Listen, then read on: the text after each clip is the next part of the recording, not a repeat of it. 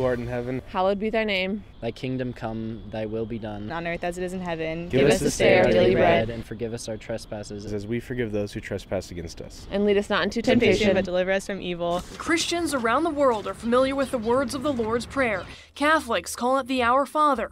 It dates back to the original writings of the Gospels of Matthew and Luke.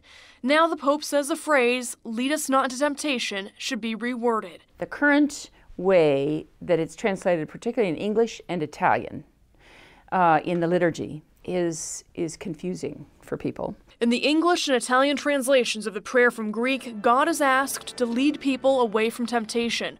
Pope Francis is recommending the wording be tweaked to say, abandon us, not when in temptation. What he really wants to avoid is any notion that God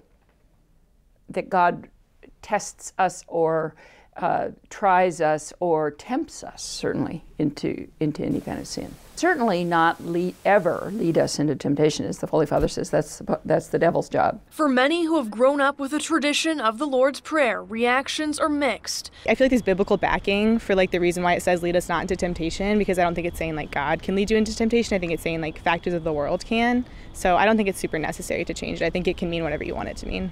God is the one leading us into temptation isn't the most accurate according to Catholic theology. If God is all good and all knowing, then he wouldn't be the one leading us into temptation.